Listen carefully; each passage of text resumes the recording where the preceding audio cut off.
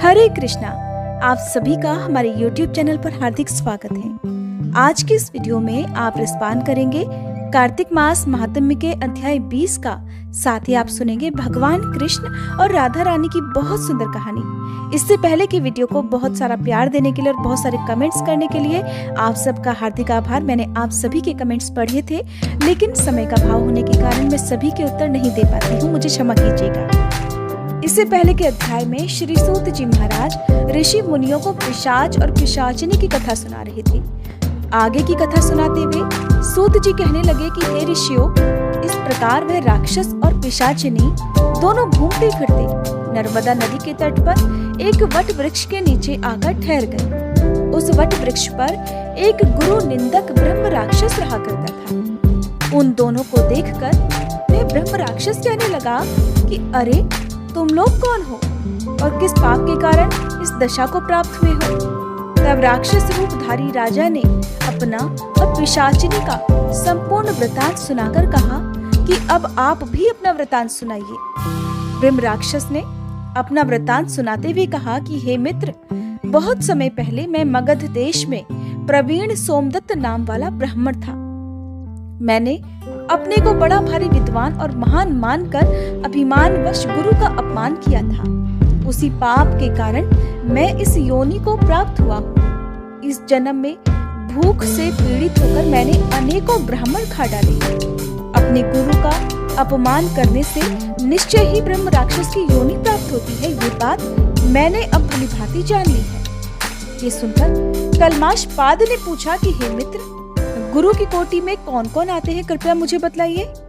ब्रह्म राक्षस ने सुना तो कहने लगा, वेदों को पढ़ाने अथवा सुनाने वाला, वेदों और नीति शास्त्र की व्याख्या करने वाला, वेदों के संदेह को दूर करने वाला, भय निवारण करता, अन्नदाता, शिक्षा देने वाला, बुरे कार्यों से रोकने वाला, पिता, श्वशुर, मामा, बड़ा भाई, गर्भ से मरने तक 16 संस्कार कराने वाला और राजा को शास्त्रों ने गुरु माना है, इसलिए इन सब की वंदना ही करनी चाहिए। ये सुनकर कलमाश पाद ने आगे पूछा कि हे भाई, तुमने तो अनेकों गुरु कह दिए हैं, अब इनमें से भी कोई बड़ा है या सभी बराबर हैं?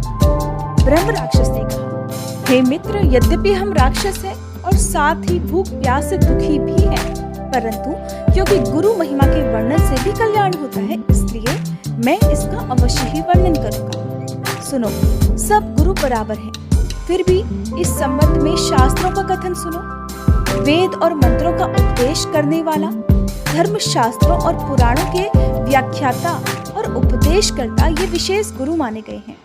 इनमें से प्रमुख गुरु वह है जो देव पूजन कराए, देव पूजा का फल बतलाए या फिर गुप्त मंत्र का उपदेश दे। ब्रह्म राक्षस ने अपने राक्षस बनने की कथा सुनाते हुए कहा कि मैंने धर्म, अर्थ, काम और मोक्ष देने वाले सभी पुराण गौतम ऋषि से सुने थे। एक समय मैं शिव जी का पूजन कर रहा था कि उसी समय महर्षि गौतम जी वहां पर आ गए। मैं पूजा में ही लगा रहा और फिर मैंने खड़े होकर अपने गुरु को प्रणाम भी नहीं किया। तब शिव जी ने गुरु का अपमान करने के कारण मुझे ब्रह्म राक्षस की योनि में डाल दिया। ये कथा सुनाते हुए श्री सूत जी ने कहा, हे ऋषियों, इस प्रकार गुरु की महिमा का वर्णन करने और सुनने से उन तीनों के ही पाप नष्ट हो गए। ठीक उसी समय उन्होंने कुछ दूरी पर गर्ग मुनि को आते हुए देखा तो पिशाचिनी और दोनों राक्षस उन्हें अपना भोजन जानकर दोनों हाथ उठाकर उन्हें खाने के लिए उनकी ओर भागे। परंतु गर्ग मुनि के द्वारा शिव जी का नाम लिए जाने पर उनके समीप न जाकर पिशाचिनी दूर से ही कहने लगी, हे महात्मन, आपको नमस्कार है। हमने न जाने कितने ही ब्राह्मण खा डाले हैं, परंतु महादेव जी का नाम स्मरण करने के कारण ही आप सुरक्षित हैं। तब गर्ग मुनि ने तुलसी युक्त जल से उनका अभिषेक किया। उस जल का स्पर्श होते ही वे तीनों राक्षस योनि से मुक्त होकर देव रूप हो गए। ब्राह्मणी और सोमदत्त विष्णु रूप होकर गर्ग मुनि की स्तुति करने के बाद विष्णु लोक को चले गए। उन दोनों के वैकुंठ लोक को जाने के पश्चात श्राप मुक्त राजा कलमाश पाद अब सोच में पड़ गया कि इन सब की तो मुक्ति हो गई, अब मेरी मुक्ति किस प्रकार संभव होगी। उसको इस प्रकार शोक में निमग्न देखकर गुप्त रूप से सरस्वती जी बोली, हे राजन, तुम किसी प्रकार की चिंता मत करो। राज्य सुख भोगने के बाद अंत में तुम्हें भी विष्णु लोक की प्राप्ति होगी। इन वचनों को सुनकर राजा कल्माशपाद अत्यंत हर्षित हुआ। फिर राजा ने अपने गुरु का स्मरण किया और गर्ग मुनि को प्रणाम करके गंगा जी की स्तुति की। इसके बाद राजा भगवान विष्णु का स्मरण करता हुआ काशी जी चला गया। काशी जी में 6 मास रहकर राजा गंगा जी में स्नान और विश्वनाथ महादेव जी के दर्शन करते हुए आनंद प्राप्त करता रहा। इसके बाद प्रसन्नता पूर्वक अपने राज्य में आया। तब गुरु जी ने उसका अभिषेक कर उसे पुनः राजा बना दिया और वह अनेकों वर्षों तक राज्य करने के बाद अंत में मोक्ष को प्राप्त हुआ। इस कथा को समाप्त करते हुए श्री सूत जी ने ऋषियों से कहा, हे मुनियों, इसमें आश्चर्य जैसी कोई बात नहीं। भगवान का गुणगान करने और काशी जी का दर्शन करने से मनुष्य को निश्चय ही मोक्ष की प्राप्ति हो जाती है, तो गंगा जी में स्नान करने मात्र से ही करोड़ों जन्मों के पाप भी समाप्त हो जाते हैं। मुनियों को ये कथा सुनाकर श्री सूत जी महाराज कुछ क्षणों के लिए मौन हो गए। इसके आगे का वृतांत आप अगले अध्याय में सुनेंगे। आज का अध्याय समाप्त हुआ। अब आप सुनेंगे राधा रानी और भगवान कृष्ण की कहानी। उससे पहले मैं आप सभी को बता दूं कि आप में से जितने भी लोग कार्तिक मास के नियमों का पालन कर रहे हैं या फिर आपने तुलसी जी की पूजा की होगी या कुछ नियमों का पालन तो जरूर किया होगा, तो ऐसे में कार्तिक मास के नियमों का उद्यापन या कार्तिक मास का उद्यापन आपको कब करना है, इस बारे में जानकारी हमारे चैनल पर जल्दी अपलोड हो जाएगी। आप जरूर देख लीजिएगा। देवउठान एकादशी के बारे में यदि आप जानना चाहते हो तो पहले से ही अपलोडेड वीडियो को देखना मत भूलिएगा। कान्हा जी की बात हो और राधा रानी का जिक्र ना हो, भला ऐसा कैसे संभव है? राधा कृष्ण को एक दूसरे के बिना अधूरा माना जाता है, तभी तो सारे भक्त कान्हा जी को राधा कृष्ण के नाम से ही पुकारते हैं। ये दोनों नाम एक दूसरे के लिए ही बने हैं, इन्हें कभी भी कोई भी अलग नहीं कर सकता। तो देखिए क्या होता है कि एक बार जब मामा कंस ने भगवान श्री कृष्ण और बलराम को मथुरा आमंत्रित किया, तब पहली बार वो समय आया था जब भगवान कृष्ण राधा रानी से अलग हुए थे, लेकिन विधि का विधान कुछ और ही था।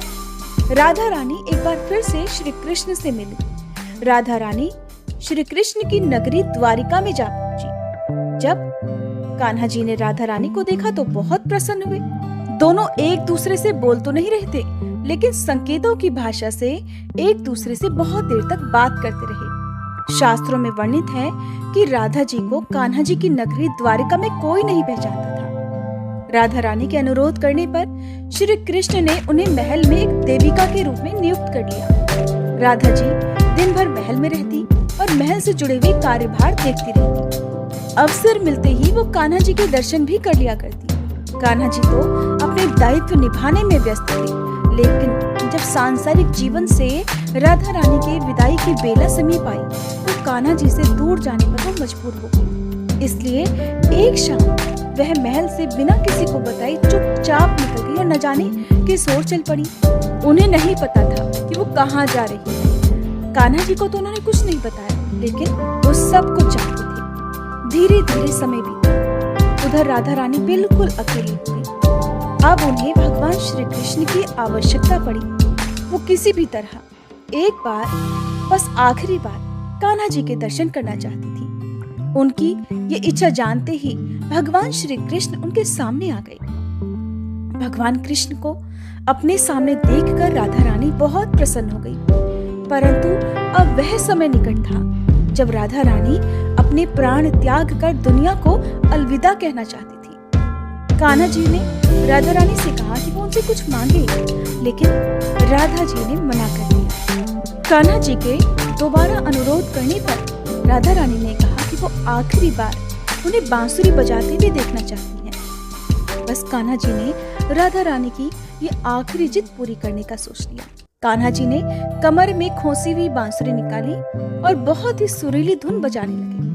बांसुरी की धुन सुनते सुनते कहते हैं कि राधा रानी ने अपने शरीर को छोड़ दिया। उनके जाते ही भगवान कृष्ण बहुत दुखी हो गए। उन्होंने उस बांसुरी को ही तोड़कर फेंक दिया जो कभी उन्हें बेहद प्यारी थी। जिसे वो अपने से एक क्षण के लिए भी अलग नहीं करते थे। वो बांसुरी की धुन ही तो थी जिसे सुनते ही राधा रानी अपना सारा काम छोड़कर नंगे पांव ही दौड़कर कान्हा जी के पास आ जाया करती थी। अब जब राधा रानी ही नहीं तो उस बांसुरी का भला क्या करना, ये सोचकर कान्हा जी ने उस बांसुरी को तोड़कर दूर फेंक दिया। कहते हैं कि जिस जगह पर रहकर राधा रानी ने कान्हा जी के अंतिम समय तक इंतजार किया था, उस जगह पर राधा रानी मंदिर बन गया, जो कि अब महाराष्ट्र में स्थित है। अगर आपको कभी समय मिले तो आप इस मंदिर के दर्शन अवश्य कीजिएगा और अपना एक्सपीरियंस भी हो सके तो हमसे जरूर साझा कीजिएगा। तो आपको आज की कहानी कैसी लगी कमेंट करके मुझे जरूर